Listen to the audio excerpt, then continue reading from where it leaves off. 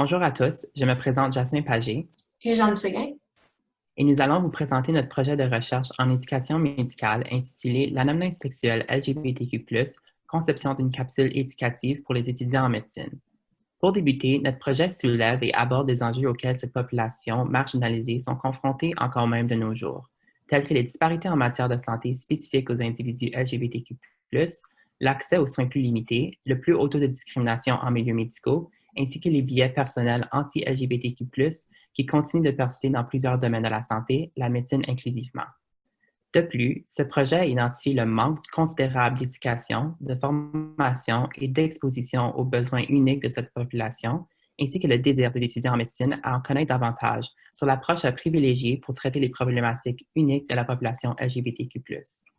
La littérature supporte de conscientiser davantage les étudiants en médecine à l'égard des sujets touchant la communauté LGBTQ+, ainsi qu'une meilleure inclusion de ceux-ci parmi les curriculums des facultés de médecine, afin que la prochaine génération de médecins soit plus apte à adresser les disparités en soins de santé auxquelles cette population fait face et qu'elle soit abordée avec respect et sensibilité. La réalisation de ce projet s'est alors fondée sur la question de recherche suivante. Comment améliorer l'éducation et la sensibilisation des étudiants en médecine envers l'anamnèse sexuelle LGBTQ+, par l'entremise d'une capsule éducative? Donc, la réalisation de la capsule a été faite en se basant sur deux objectifs. Un, améliorer la qualité de l'enseignement par l'entremise d'une capsule éducative démontrant une technique d'anamnèse sexuelle LGBTQ+. Et deux, déterminer les méthodes innovatrices et les exemples de cursus LGBTQ+, déjà abordés dans d'autres facultés de médecine ou autres programmes de sciences de la santé. Des objectifs du curriculum Société, individu et la médecine, SIM, ont été choisis afin de les aborder dans la capsule. Les objectifs touchent les enjeux sociaux, les préjugés en soins de santé, les méthodes d'anamnèse sexuelle et comment aborder différents problèmes psychosociaux, les difficultés psychosociales. Maintenant, si on passe à la méthode, alors la première partie de notre projet consistait à faire une recension des écrits ainsi qu'une revue de la littérature grise. La recension des écrits a été complétée à l'aide de termes MESH sur plusieurs moteurs de recherche tels que PubMed, Medline et Education Source.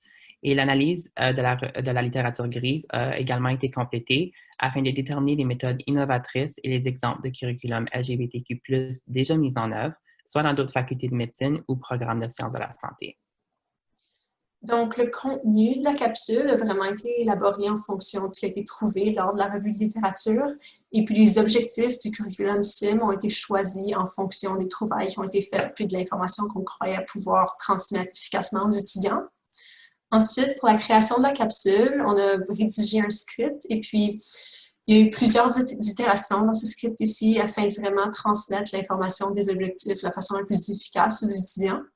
Ensuite, la capsule a été réalisée dans un logiciel nommé Moovly qui permettait de faire des réalisations de vidéos en ligne. Donc, comme j'ai mentionné, la première étape de la réalisation de la capsule était vraiment la création du contenu et la rédaction du scénario. Mais ensuite, on a fait la création de l'esthétique du vidéo et de l'esthétique des personnages. Et puis, Jonathan, qui est le personnage principal, donc le patient, dans notre capsule, on a choisi une esthétique qui était très neutre. On ne voulait pas qu'il y ait des signes stéréotypiquement féminins ou masculins. Et puis, pour Docteur Belle Humeur, on voulait seulement quelqu'un qui paraissait comme un médecin. Donc, on lui a donné un stéthoscope et un sarrau.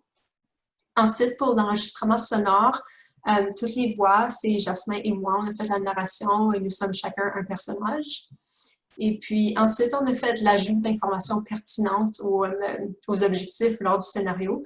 Et puis ça, c'est des points qui sont déjà mentionnés un peu dans le scénario, mais on voulait ajouter d'autres informations afin de mettre vraiment de l'emphase sur cette information-là, puis bien la transmettre aux étudiants. Et puis à la fin, on a inclus des questions qui étaient directement dirigées envers les étudiants afin de vraiment mener à la réflexion personnelle et puis qu'ils puissent se questionner sur leur expérience personnelle et les biais. Ensuite, la prochaine étape, c'est vraiment l'inclusion de la capsule dans le curriculum SIM. Ça va être fait par l'entremise d'un module d'apprentissage en ligne. On espère aussi obtenir une rétroaction des étudiants sur le contenu et la méthode d'enseignement.